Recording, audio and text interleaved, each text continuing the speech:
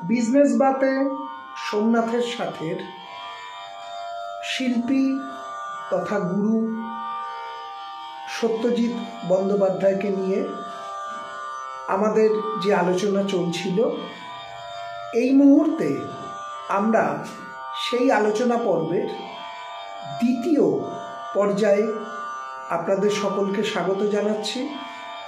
আমাদের এই অনুষ্ঠান একটু ব্যতিক্রমী হিসাবে আমরা করছি, তার কারণ হচ্ছে আমাদের চ্যানেলের মধ্যে দিয়ে আমরা বিভিন্ন রকম প্রোগ্রামকে তুলে ধরারই চেষ্টা করব নিউজের আঙ্গিকে। এটাই আমাদের শুরু থেকে প্রতিশ্রুতি ছিল।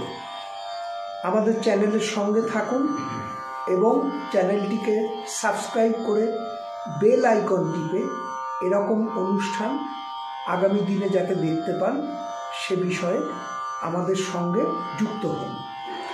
সত্যজিৎদা, যে কথাটা আপনার সঙ্গে আমরা প্রথম পর্বে শেষ করেছিলাম, যে জায়গাটায় যে আপনি বোম্বেতে গেছেন জীবন ধারণের জন্য, বিভিন্ন রকম কাজ করেছেন, তার পাশাপাশি সঙ্গীত চর্চা যে করতেন বা সঙ্গীতের যে আপনার যে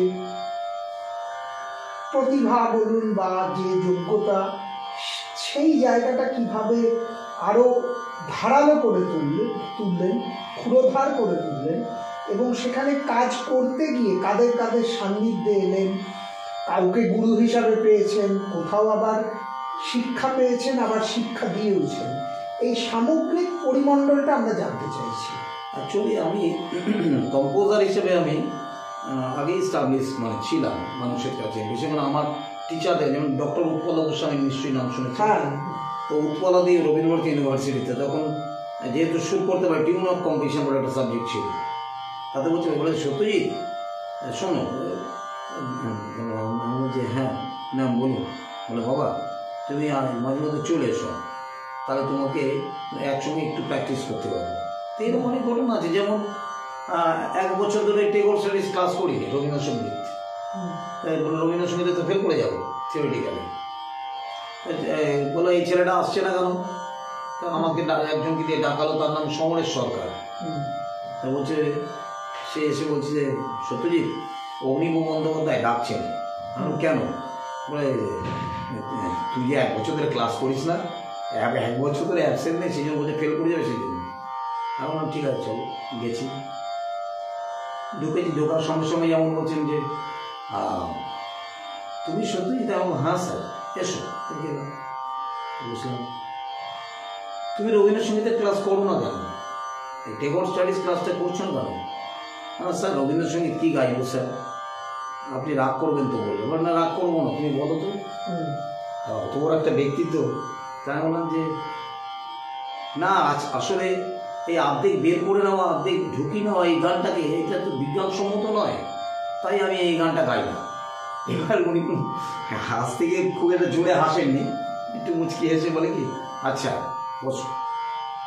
তা বলছে তুমি এই রবীন্দ্রসঙ্গীত কি জানো? আমি বললাম যে 1-2 গান জানি মানে শুনে শুনে, আর আমি ওই গানটা আমি আপনাকে গিয়ে শোনাতে পারি। বলে কোথায়? আমরা অন্তরা দিয়ে গাইব, সাইডে ঢুকবো। বলে যে একটু শোনাও। তখন গাইলাম, তুমি সুখ যদি নাহি পাও, যাও সুখের সন্ধানে যাও, আমি তোমার পেয়েছি হৃদয় মাঝে, আর কিছুই নাহি চাই গো, আমার পরাণ যাহা চাই তুমি তাই, তুমি তাই গো, আমার পরাণ যাহা চাই। তো উনি মাথা নিচু করেছিলেন, সবাই বলো বসো। ঠিক আছে, সবাই যে ছুটি ছিল, সত্যি তুমি বসো, হ্যাঁ সবাই চলে গেলে, তোমার সঙ্গে কথা আছে। তো চলে গেল, তো তুমি আমার বাড়িতে এসো তো, দুজনে একসঙ্গে, তোমার এই গানটা না 25 বছর বাদে মানুষ শুনবে। তো আমার ইন্সপায়ার্ড হলাম আমি, এইভাবে সবাই ইন্সপায়ার করেছে। যেমন এখানে কলকাতা দুর্বাদলদা, মধুদা, বাবুয়াদা, যাদের আপনারা জি বাংলায় দেখছেন, বাবুয়াদা, সুমন দাও ছিল, যে সুমন চলে গেছে, এরা সবাই জবরদস্তি প্রায় বোম্বাইতে পাঠালাম, এরকমটা নয়। এবার বোম্বের যে এবার ওখানে গিয়ে স্ট্রাগল, ভয়ঙ্কর স্ট্রাগল, কি বলবো, খাই না খাই, তখন 75 টাকা আমাকে পার ডে দিতে হতো লজের ভাড়া। দত্তাত্রেয় লজ, একদম গোরেগাঁওয়ের নজদিক, মানে গোরেগাঁওয়ের কাছে, স্টেশন থেকে নেমে এই এখান দিয়ে শিব মন্দির যতটা আমাদের ঠিক এরকম, মানে মানে একেবারে কাছে। সেই লজটি এখনো আছে? হ্যাঁ, সে লজ আছে, দত্তাত্রেয় লজ, মারাঠি লজ। তাতিয়াজি, উনি আবার লজের যে মালিক, উনি আবার লতাজির সঙ্গেও এক সময় তবলায় তালিম দিয়েছিলেন। যাই হোক, আমার লজে গান করার নিয়ম নেই, কিন্তু আমার জন্য ছাড় ছিল, এই একটা সুবিধা স্টেজ করতে পারতাম। ওভারঅল যাই হোক, না খাই না খাই লজের ভাড়া দিতেই হবে। তা টাকা ছিল না, 3 দিন ধরে খাইনি। তা উপরে ভাই বাখন প্লেয়ার গৌতম গাঙ্গুলিকে অনেকেই চিনতেন, গৌতম দাকে গেল, গৌতম দা, আরে আমি না 3 দিন ধরে একটু আরে খাওয়া পাচ্ছি না, খুব মুশকিল হয়ে যাচ্ছে, কথা বলার সত্যি নেই। বলে আরে বলবে তো তুমি, আমার 500 টাকা দিয়েছি, তো গিয়ে খেয়েছি, খাওয়া দাওয়া করেছি। 100 টাকা, সে 1 কিলোমিটার ধরে মতিলাল নগর বলে একটা জায়গা, সেখানে হেঁটে হেঁটে গিয়ে পাঞ্জাবি হোটেলে গিয়ে সর্দারজিকে বলে মাংস রুটি চালিয়ে এসছি, শক্তি বাড়াতে হবে। তারপরের দিন যেই নেমেছি, দেখলাম কি 175 হয়ে গেল, অর্থাৎ 325 টাকা পেয়ে চলে গেল। 25 টাকা পাও ভাজি টাজি খেয়ে কাটিয়ে দিলাম 300। পরের দিন উপলব্ধি করলাম এত টাকা শেষ হয়ে যাবে, আবার কি টাকা চাইব? হারমোনিয়াম ছিল, আমি একে বললাম, মারাঠি 2জন ভাই ছিল, একজন সিরিয়াল অভিনয় করে, কিরণ বলে একটা ছেলে, মা মারা গেছে ছোটোবেলায়, এই মারাঠি ভাইরা খুব ভালোবাসতো, বাস্তব না এখনও বসে। আর প্রশান্ত বললাম, পরের दिन बोला किरण प्रशांत, बोला हाँ दादा बोलिए, अरे काम करो मेरे साथ चलो। बोले किधर? पर चार्ज गेट पर जाना है। बोले किस लिए? अरे तेरे पास शतरंज है क्या? बोला हाँ है। अरे जो बोले अरे द्वितीय व्यक्ति प्रशांत के बोला तेरे पास वो बड़ी जो थाली है वो है क्या? बोला हाँ दादा है, तो ले चलो, मैं हारमोनियम लेके जा रहा हूँ। बोला उधर गजल गाऊंगा, भजन गाऊंगा, मिल जाएगा, कुछ पैसा तो मिलेगा। और গেছি প্রথম দিন, আমার এখনো মনে আছে প্রথম দিনে যে অত টাকা পাওয়া যায়, একটু অকল্পনীয় গল্প মনে হয় শুনতে, কিন্তু বাট এটাই মানে বাস্তব। আমি 55,000 টাকা পেয়েছিলাম গজল গিয়ে। আচ্ছা। দ্বিতীয় দিন ভজন গিয়ে আমি প্রায় 45,000 না 47,000 টাকা পেয়েছিলাম, মানে স্ট্রিটে একদম, যেমন এখানে ডালহৌসি স্কোয়ার, ওখানে তেমনি চার্চ গেট। তো গান টান গিয়ে বললাম যে মনে মনে ভাবলাম যে তো 6 মাসের খাওয়া রেডি হয়ে গেল, থাকাটা তো লজে রেডি হয়ে গেল। प्रशांत 5,000 टाका वो बोले जी मेरे भाई का। बोले नहीं नहीं दादा, आप स्ट्रगल करते हैं, आप कितने दूर से आए हैं? बोला रखना है, अगर ज़रूरत पड़े तो मैं तेरे से मांग लूँगा। यही बुझे नहीं लो 5-10,000 दिल। तो ওই চলতে চলতে আমার এখনও মনে হচ্ছে মানে স্কুলের চাকরি তো পেতেই পারতাম অনেক স্কুলে। আমার এখনও মনে আছে যে গোরেগাঁও এডুকেশন সেন্টার, সেখানে আমি মিউজিকের টিচার হিসেবে সিলেক্টেড হয়ে গেলাম। তখনকার মায়না হচ্ছে, আমার এখনও মনে আছে, 15,000, একদম হেঁটে মানে চালকে যা सकते हैं, একদম কাছে। ওটা ওখানে 3টে শিফটে স্কুল হতো, একটা হচ্ছে ডে মর্নিং, একটা হচ্ছে ডে, আর একটা হচ্ছে নাইট। মর্নিং হচ্ছে গিয়ে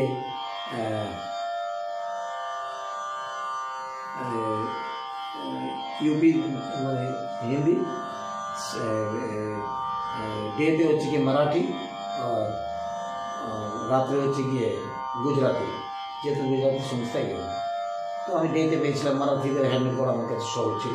একটু স্কুল আর কি, হ্যাঁ বড় হাই স্কুল, মানে ওখানে বম্বের স্কুলগুলো এবং ইয়ে মানে সেন্ট্রাল পে স্কেল অনুযায়ী চলে, বলে আমার মায়নাটা আমার হেলদি ইকোনমিক্যালি।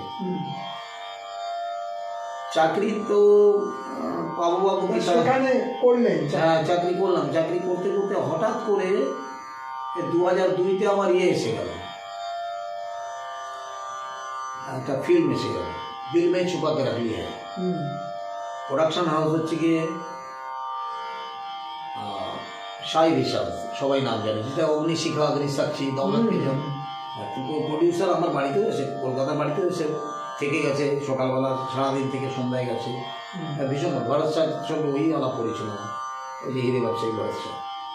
ওর সঙ্গে নবাবাসুর বা আজিজ মুন্না ভাই, এদের সবার সঙ্গে আলাপ হলো, শ্রাবণজির সঙ্গে আলাপ হলো, ইত্যাদি থেকে আনুমানিকের সঙ্গে রিলেশন তৈরি হলো, আলাপ হলো। ঠিক ওই করতে করতে ওই ফিল্মের গান যখন হলো, সমস্ত গান রেডি হয়ে গেল, খুব পছন্দ হলো। একটা কম্পোজিশন ভালো ইয়ে হলো না, এক বলে कम कपड़े पहने हुए एक गाना है वो बिहार बार में। प्रोड्यूसर मुझे सर मुझे तो क्लासिकल में पैदाइश मेरा, मुझे तो ये पता नहीं, अगर शाम को कोई बिहार में ले चले तो हो जाएगा। बोले कोई बात नहीं, शाम को मैं मुलुंड वाला बार में ले जाऊँगा। बोले সন্ধ্যে বেলা নিয়ে গেল মুলুন্ডে, অ্যাটমসফিয়ারটা দেখার জন্য। অ্যাটমসফিয়ারটা দেখার জন্য সেখানে যে খালি বালি একটা গান ছিল না, খালি বালি বিভৎস উদ্যান নৃত্য হচ্ছে, first class, second class, third class, এরকম ক্লাস মানে ক্লাসিফিকেশন আছে সুন্দরীদের। ফার্স্ট ক্লাসে যারা মানে বিয়ার বারের যে মালিক, মুলুন্ডের সবচেয়ে বড় তথা মহারাষ্ট্রের সবচেয়ে বড় বিয়ার বার মালিক, তার বন্ধু হচ্ছে গিয়ে প্রডিউসার। এটা স্বাভাবিক, এটাই হওয়া উচিত লেভেল। গেলাম এই গানটা শুনতে শুনতে दादा बोला हाँ क्या कंपोजिशन आ गया, चलिए चले गया। नवाब अर्जुन बाड़ी गेला, आंखों में जादू जगह, आंखों में जादू, सांसों में खुशबू, बातों में मस्ती और दिल में है तू। ये सुपर हिट सॉन्ग ছিল, হিন্দুস্তানে সবাই শুনেছে। এই গানটার সঙ্গে আমি মিউজিক ডিরেক্টর, কম্পোজারটা আমি। তো যাই মিলিন্দ সুমন ছিল, আরও মিলিন্দ সুমন, রাইমা, ধর্মেন্দ্রজি বোধহয় ছিল, খেয়াল নেই আমার। তো এটা 2002-এর কথা বলছি। হয়ে যাওয়ার পরে ওই একই সঙ্গে ম্যাগাজিন কিং স্টার, এক রিস্তা, যে ম্যাগাজিন সুপার সিনেমা যে ম্যাগাজিনগুলো ছিল, এক রিস্তা তখন বেরিয়েছিল, মাধুরী দীক্ষিতের ছবি টবি, সেখানে আমার বেশ পাঞ্জাবি টাঞ্জাবি ছবি। ওরা বম্বে খুব কমার্শিয়াল দিতে খুব স্ট্রং, স্টুডিওতেই মানে ফ্লোরেই ছবি তুলছে ম্যাগাজিনের যারা মিডিয়া লোকেরা মার্কেটিং করার জন্য। তো গানটা হয়ে যাওয়ার পরে বেশ অনেক টাকা পয়সাও দিল, তখন মনে হলো স্কুলে চাকরি না করলেও চলবে। আচ্ছা, এই জায়গাটা আমি তার মানে তখন স্কুলকে ছেড়ে দিলেন। আমার খালি উত্তর, আমি রিস্ক নিয়েই অভ্যস্ত। আমার কাছে মনে হয় কালকে কি খাবো, আজকে না চিন্তা করাই ভালো, আজকে अच्छी से जियो, कल दिखा जाएगा, सुबह होने दो। ওটা আমার মধ্যে ওটা আমার রক্তের মধ্যেই রয়েছে। তো मैं क्या करूं, আমি কি করবো, ওটা আমার মানে আমার নানা মানে আমার দাদুর রক্ত এটা ছিল, জেনেটিক্যালি হয়তো এটা। কিন্তু একটা তো বড় ফিনান্সিয়াল রিস্ক নিয়ে নিলেন। হ্যাঁ, ভয়ঙ্কর ফিনান্সিয়াল রিস্ক, বহুবার নিয়েছে, একাধিকবার, এবং একাধিকবার সাফল্যও পেয়েছে, আবার একাধিকবার মানে মিट्टी में मिला गया, ये भी होगा मेरे लाइफ में। কিন্তু যেটা বিষয় সেটা বলছি, জীবনে রিস্ক না নিলে গেম করা যায় না। নো রিস্ক তো no game, I believe it. আমার কাছে কখনো মনে হয় না রিস্ক না নিয়ে কখনো গেম করা যায়, এরকম ফর্মুলাই হতে পারে না। জগতে যদি এরকম ফর্মুলা থাকে তাহলে আমার সে রাস্তায় জানা নেই, এটা আমি বিশ্বাস করতে পারি না। আমি যদি এটা নিউটনের থার্ড লাই, আমি যদি 8 ঘন্টা রেয়াজ না করি, আমি কি করে ভালো মেহেদী হাসানকে ফলো আপ করবো, গুলাম আলীজিকে কিভাবে মিট করবো? Is it possible?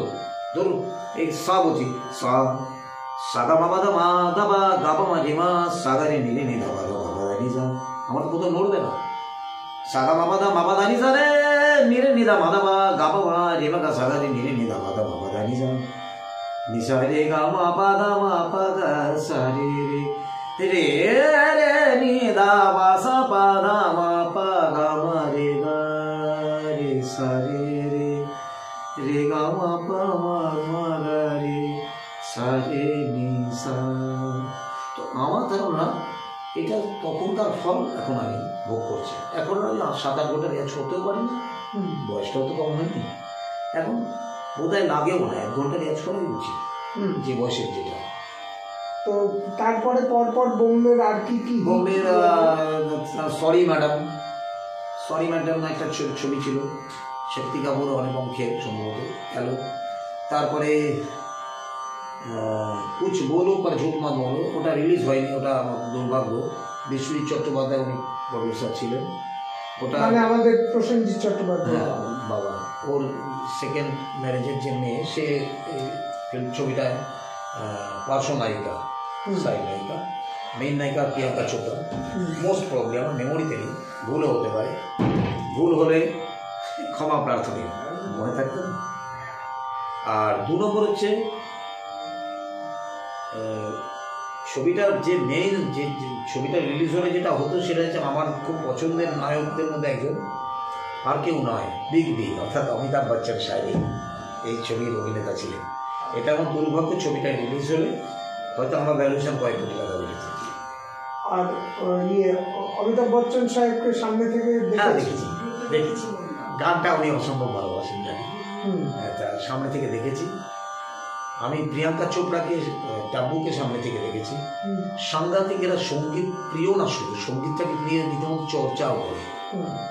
দুর্ভাগ্য আমাদের নায়িকারা শরীর দেখাতে ব্যস্ত, দেহ দেখাতে ব্যস্ত, বা স্টাইল দেখাতে ব্যস্ত, ওরা সেটা নয়। বম্বেতে অনেক কিছু শিখতে হয়, শেখা যায়, সেটা হচ্ছে স্টাইল নয়, परफॉर्मेंस। पहले अपना परफॉर्मेंस दिखाओ, उसका बाद दिखा जाएगा तुम कितने बड़े कलाकार हो, तुम कितने और सारे तुम क्या दिखा सकते हो। এটা হচ্ছে বম্বের ভাষা। और बिफोर टाइम सेंस, मुझे टाइम से पहले भागते रहो तब तुमको कुछ मिलेगा। সময়ের আগে পৌঁছে তাহলে কিছু মিলবে না। তো কমিটমেন্ট, নিজেকে কমিট করো, কাউকে তোমায় জবাবদিহি করতে হবে না।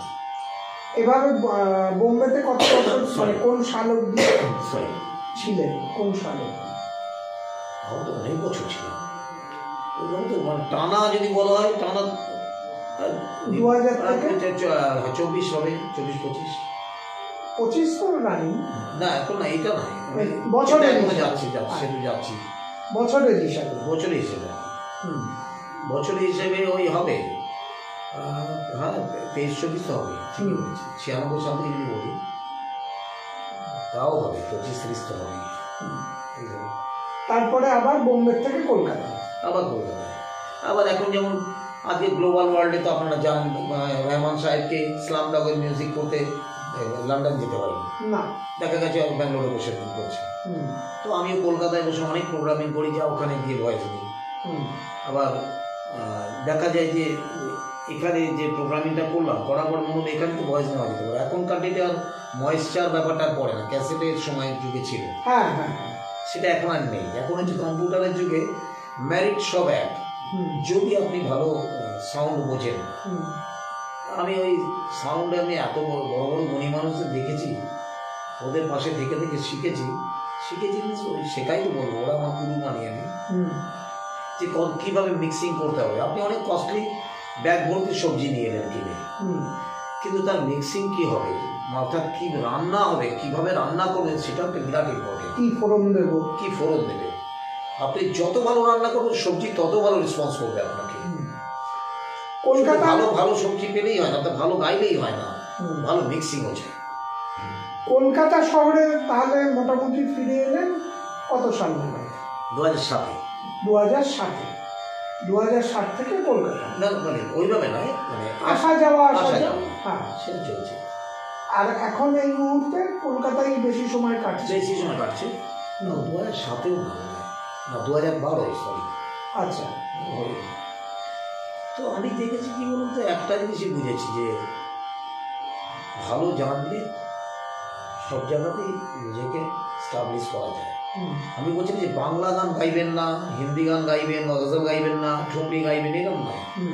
মানে আপনার মধ্যে যদি মানে সঠিক জ্ঞান থাকে, ওই একটু আগে বললাম যে কাপিলারটা যদি আপনি অনুচ্ছেদ করেন, সাপোজ একটা এক্সাম্পল দিই, অঞ্জলি লঘু মোর, মানে আপনি দেখুন, মানে মোরের সুম আছে, ঠিক আছে, তিলং রাগ এটাও ঠিক আছে, অঞ্জলি লঘু কাজী সাহেবের অসাধারণ প্রতিভা, তার সৃষ্টি, কিন্তু অঞ্জলি লঘু মোর, মোরের সন্ধি থেকে মনে হচ্ছে তুমি অঞ্জলি নিবে তো নাও, না তো হাঁটো, নিতে হবে না তোমার অঞ্জলি, কিন্তু ঈশ্বরকে তো তা নয়, আমরা ঈশ্বরকে প্রার্থনা করি, বিনীত নিবেদন।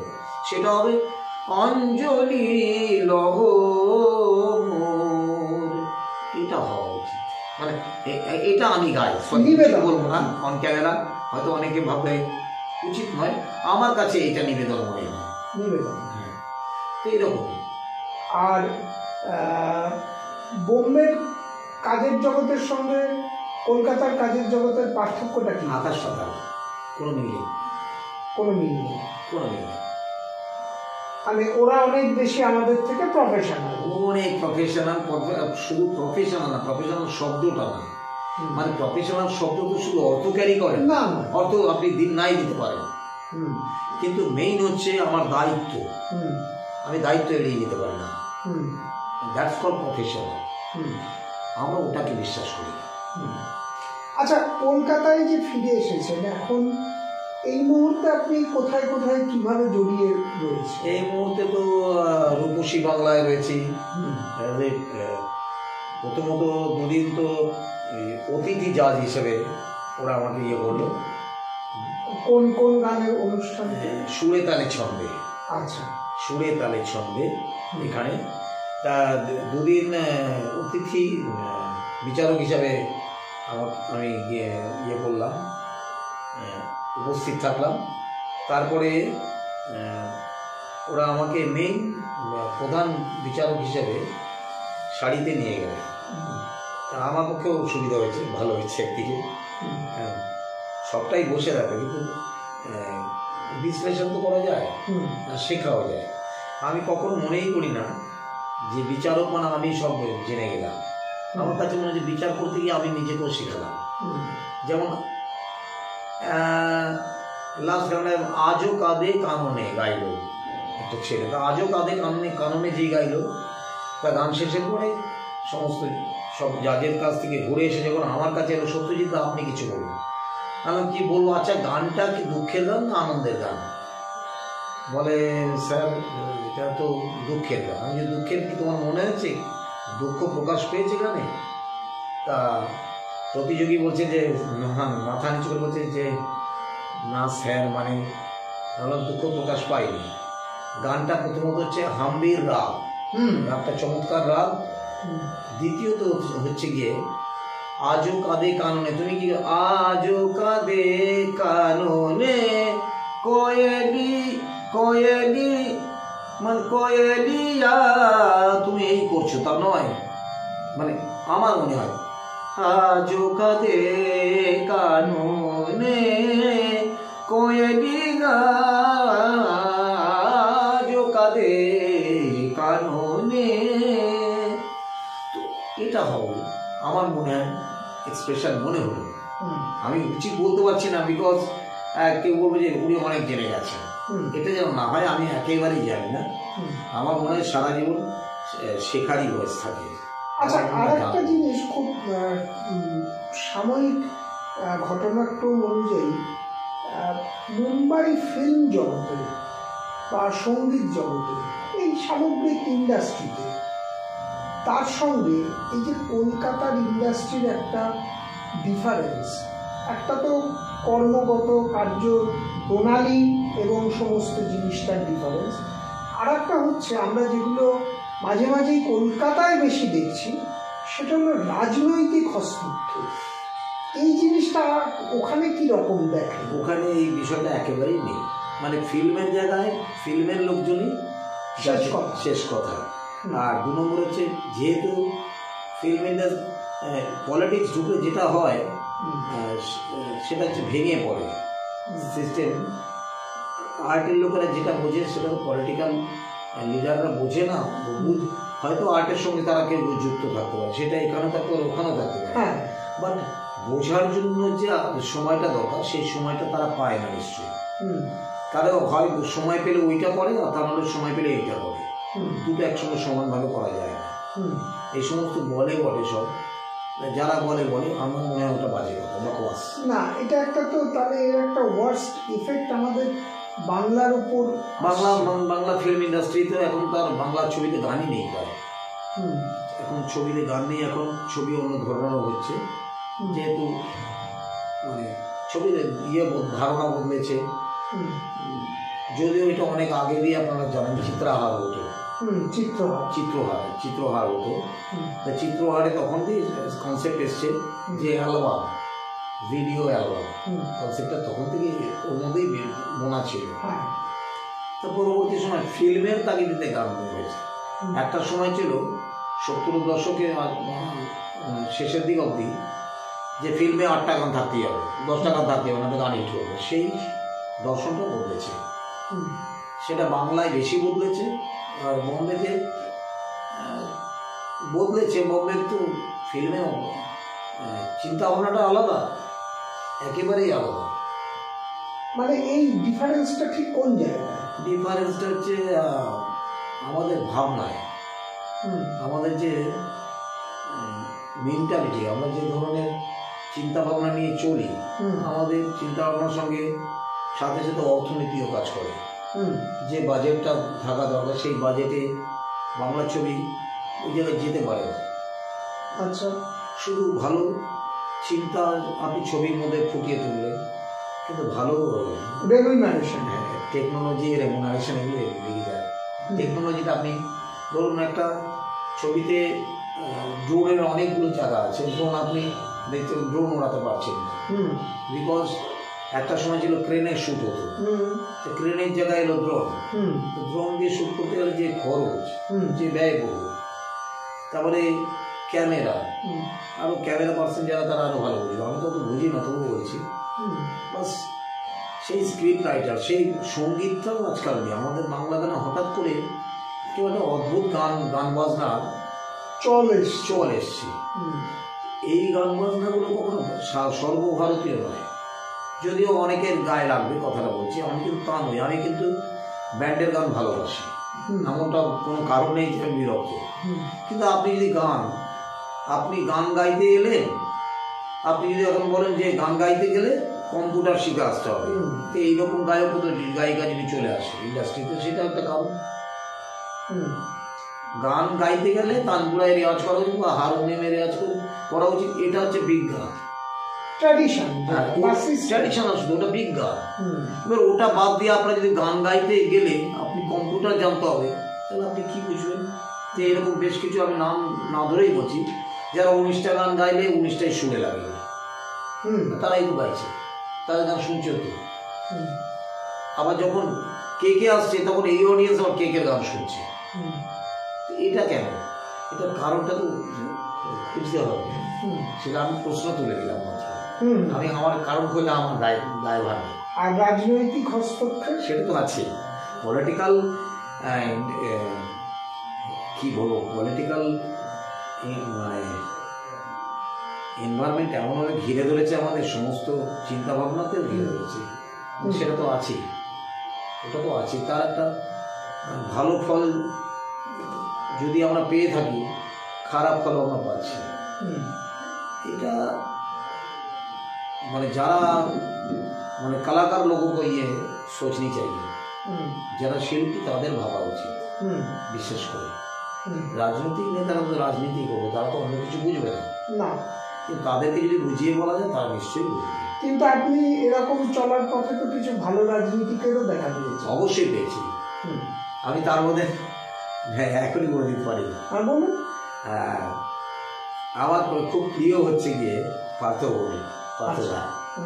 পার্থদা সাংঘাতিক আর্টিস্টিক মাইন্ডের, মানে কারো ধারণা নেই। পার্থদা ভীষণ ভালো আর্টিস্ট একজন, প্রথমত মানে মেন্টালি ভালো শিল্পী একজন, ভীষণ ভালো। মানে আমার কখনো মনে হয় না পার্থদাকে ফেস করতে গেলে, আমার কখনো মনে হয় না আমি কোনো রাজনৈতিক নেতা ফেস করছি। আমি মদন দাকে বলছি এক কথা, মদনদার I am a lovely man যখন কম্পোজিশন, পর্দার আড়ালে তো আমার নিশ্চয়ই ছিল সমস্তটাই। তো মদনদার সেকেন্ড গানটা আর হলো না, যদিও কিংশুক মারা গেল, তাই কিংশুক তো আমার একদম মানে অন্ধ মানে মানে শ্রদ্ধা বা ভালোবাসা ছিল কিংশুকের আমার প্রতি। লাস্ট 5 বছর মারা গেল, যাই হোক। মানে কিংশুক চট্টোপাধ্যায়, যে ও চাঁদতোর বা ও বৌদিমণি কাগজওয়ালা, কিংবা ডাউনের হাবড়া লোকাল, কিংবা মেঘ হলে মন বিকালবেলায়, কিংবা সূর্য দেখার আগে হৈমন্তী শুক্লা, মেঘ হলে শ্রীকান্ত দা ইত্যাদি।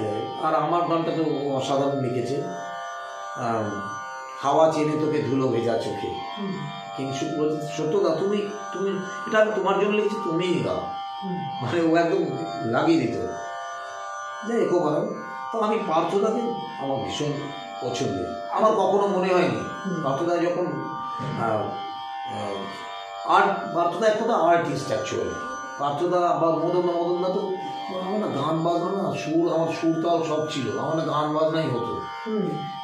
কি সুন্দর বলে ফেলে, আমার ভীষণ ভালো লেগেছে। দেখুন, রসবোধ না থাকলে কোনো কিছু হয় না, সেটা নেতা নেত্রীও হওয়া যায় না, এটা মানতেই হবে। পার্থভৌমিকী নাটকের জগতে তো সুপ্রতিষ্ঠিত নাম, আর সঙ্গীতের বিষয়ে ভীষণ গান বাজনা ভালোবাসে, আমি জানি, সাংঘাতিক ভালো বোঝে, ভালোবাসে। এমনকি আমার গুরুজি পণ্ডিত অজয় চক্রবর্তী পার্থদার সঙ্গে বেশ ভালো ধারণা যোগাযোগ। হ্যাঁ আমি জানি, এবং পার্থদা বাড়িতে এসেও গেছে। আপনার ওনার স্ত্রীও তো আপনার ছাত্রী ছিলেন। হ্যাঁ তো হ্যাঁ বৌদি, হ্যাঁ সেটা বহু আগে মনে হয়। হ্যাঁ হ্যাঁ অনেক আগে, তার মানে বলছেন 2000 সালের আগে। হ্যাঁ, তার মানে বলছেন যে কিছু কিছু রাজনৈতিক ব্যক্তিত্ব যাদের বাংলার শিল্প জগতে যোগাযোগটা রয়েছে, সেটা কিছুটা পজিটিভ দিকও তৈরি করছে, বিরাট পজিটিভ দিক।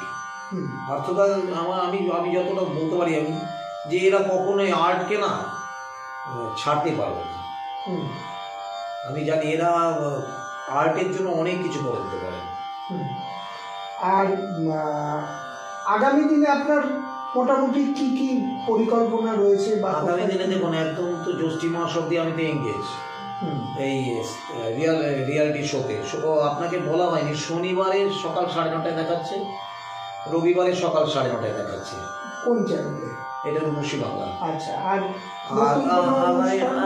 আগামী আছে অনুষ্ঠান আছে 14ই ফেব্রুয়ারি একটা অনুষ্ঠান আছে, পদাতিক 2 বলে একটা জায়গা আছে, ওই কি বাজার যেন, ওটা মল্লিক বাজারে কলা মন্দিরের কাছে, ওখানে অনুষ্ঠান আছে।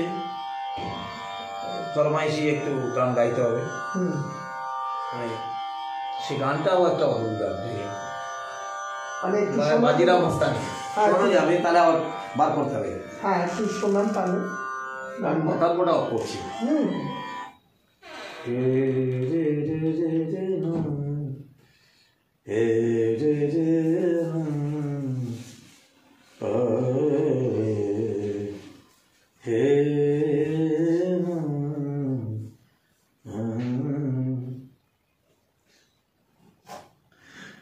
এই ফিমেল ইয়েটা রয়েছে বাজিরাও মস্তানিতে।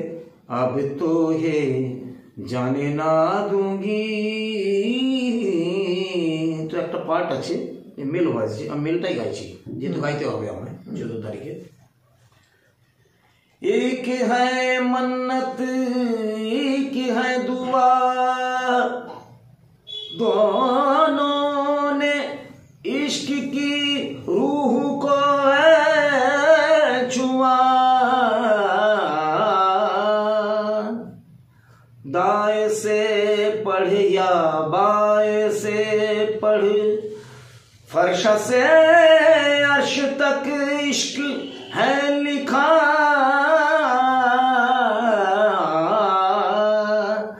ना जाने ना जाने ना ना जाने ना दूंगी। फीमेल वॉइस दूंगी। अब तो है जाने ना दूंगी।